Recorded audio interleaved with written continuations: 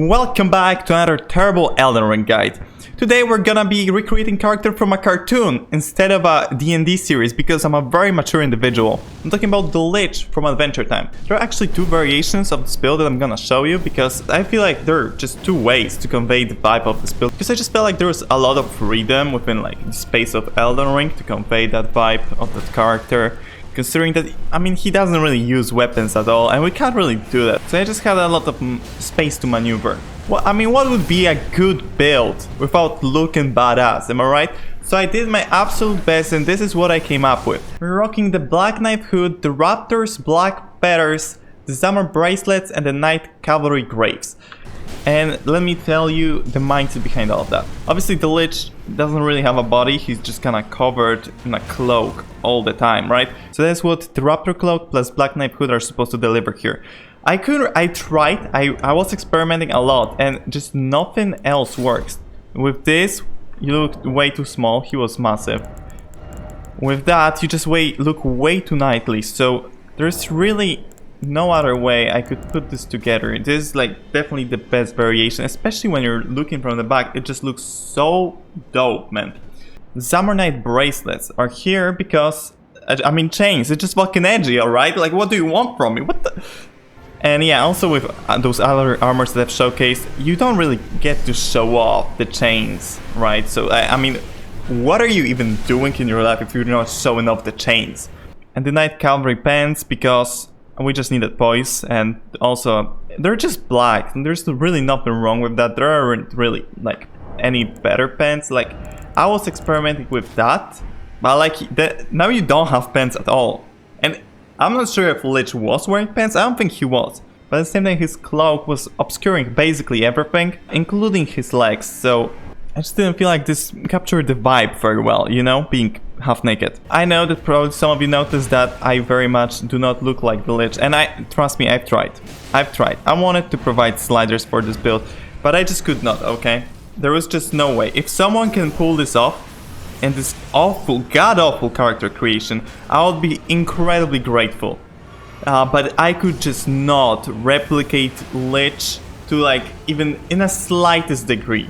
Okay, it was just not within my capabilities. So now let me run you through both of the builds, starting with the better one because that needed audience retention. We're gonna use Bloodhound's Fang and Summer Curved Sword for our main DPS source. I went for those two swords because they scale with dex and nothing else. Also, the way the edges of those blades just weave and curve and thicken and taper, it just felt like they were meant to be wielded together. And so I do that because it's a vibe, it just fits. And for range and spellcasting, to actually convey the vibe, I went with the Death Poker because, you know, Death, Lich, it just kind of makes sense. Now, obviously, I didn't pick that weapon just for the flame. Lich was using black and green flames, and there are no green flames in Elden Ring, so that wasn't really up for debate. And I picked the Death Poker over the staff with Ghost Flame sorceries for a plethora of reasons, actually. First, they suck even after buffs, they deal abysmal damage. Second, we'd have to freeway split to Dex, Intelligence, and Faith, which would be miserable. And third, probably most important one, staff just does not freaking fit. Now for the talismans. We're gonna be running the Dragon Quest Great Shield with the Great Jar Arsenal as our base. What I mean by that is that you can't really swap them. You theoretically could swap the Dragon Quest Shield, but I'm not a huge fan of this idea because we're using heavy weapons, so we're likely to trade. As for the remaining two, I have Lord of Blood's Exultation and Green Turtle Talisman. Now there are some better picks. Okay, Allied, you got me, there's only one. Shard of Alexander, I just don't have it on this run yet. As for the stats, I'm just gonna say that you should pick Prisoner for starting class because it's kinda lore accurate, and on top of that it's gonna give you the best level distribution. And you wanna prioritize Dex because only the Ghost Flame weapon art scales with Intelligence. And so yeah, you probably see me beat Mock with that build and prove myself as the ultimate edgelord. Fucking dweeb didn't even have chains.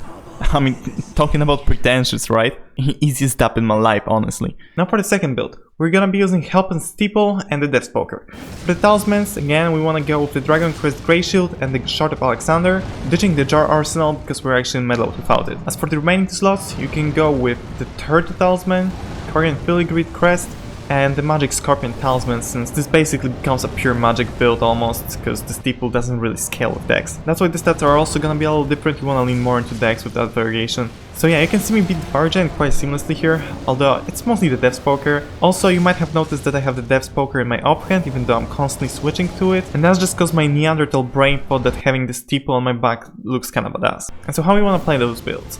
I mean, you just proc the frostbite with the Death's Poker and go ham, really. There's not much more to it. With the double greatsword variation, you wanna utilize the Death's Poker more because you don't get bloodlust build-ups, so the build is infinitely weaker.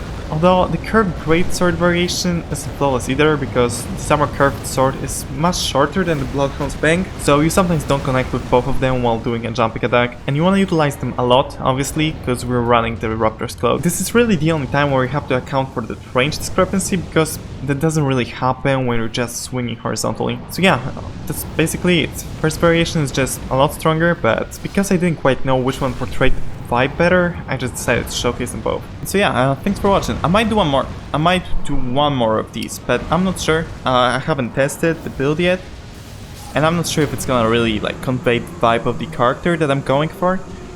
So it just might not come out, but you know. So yeah.